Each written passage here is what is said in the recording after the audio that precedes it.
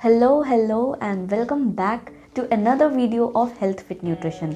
आज हम बात करने वाले हैं रिपेयर एंड रिकवरी, जो ट्रेनिंग के समय इंजरी होती है उसका और न्यूट्रिशन का कैसा कनेक्शन है, क्या रोल है गुड न्यूट्रिशन का।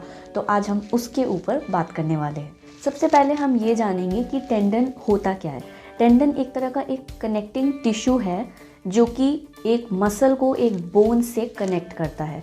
ये टेंडन 85% कोलाजन से बना होता है। तो जो न्यूट्रिएंट्स टेंडन को बनाती है वही न्यूट्रिएंट्स टेंडन के रिपेयर के लिए भी रिस्पॉन्सिबल होती है। टेंडन एक तरह की प्रोटीन होती है जो कि सिमिलर तरीके से बनती है। जिस तरीके से प्रोटीन एमिनो एसिड से बनता है, कोलाजन भी उसी तरीके का एक प्रोटीन है जिसे बनाने के लिए ग्लाइसिन एंड प्रोलीन, ये दो मेन एमिनो एसिड्स है जो कोलाजन को बनाते हैं।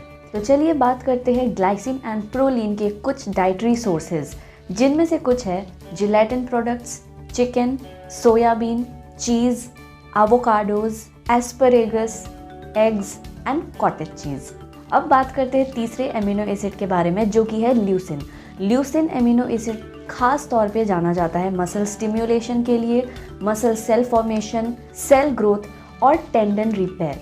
तो ल्यूसिन हम अपनी डाइट में किन चीज़ों से ले सकते हैं? Lentils, tuna, almonds, cottage cheese, milk and way protein. Tendon के देरी से रिपेयर होने का एक ये भी रीज़न होता है कि टेंडन तक बहुत बार ब्लड फ्लो जो है वो स्लो हो जाती है इंजरी के वक्त, जिसके वजह से न्यूट्रिएंट्स का जो सर्कुलेशन है वो पुअर होता है। तो इसके लिए हम अपने ब्लड में नाइट्रिक ऑक्साइड की मात्रा बढ़ा सकते हैं। तो इसे बढ़ाने के लिए जो सोर्सेज आप अपनी डाइट में इंक्लूड कर सकते हैं वो है spinach, beetroot greens and salary.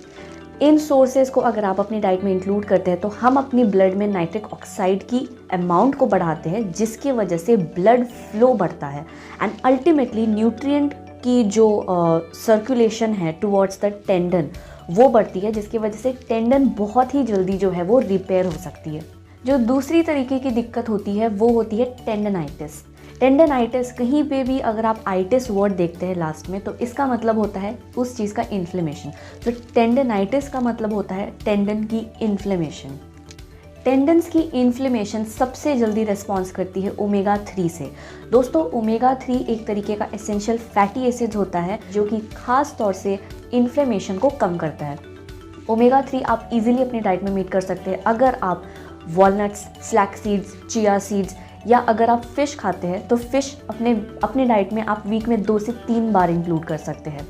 इसके साथ साथ ओमेगा 3 बहुत ही जल्दी काम करता है अगर हम इसे पॉलीफेनॉल से कंबाइन करते हैं। अब पॉलीफेनॉल्स क्या है?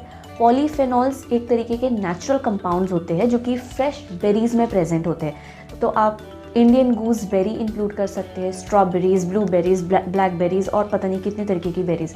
तो ये काफ़ी यू कैन से बहुत ही ज़्यादा ये इसमें पॉलीफेनॉल्स होता है।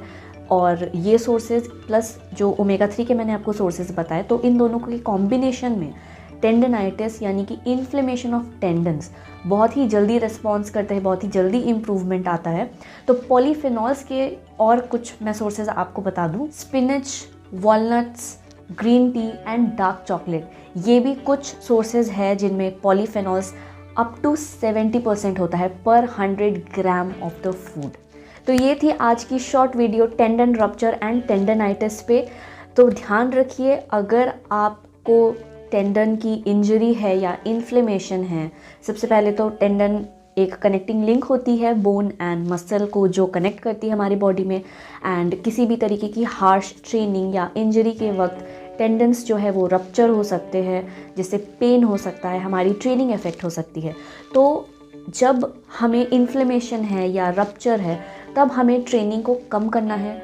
हमें कुछ एक्सरसाइजेज जो कि फिजियो रेकमेंड करते हैं वो हमें फॉलो करना है, और उसके साथ हमें डाइट पे खास ध्यान देना है ताकि हम जल्द से जल्द सही न्यूट्रिशन, सही ब्लड सर्कुलेशन के थ्रू हम tendon rupture and tendinitis which is inflammation जो हो जाती है, इनको हम जल्दी से ठीक कर सकें and we can be back to our regular training.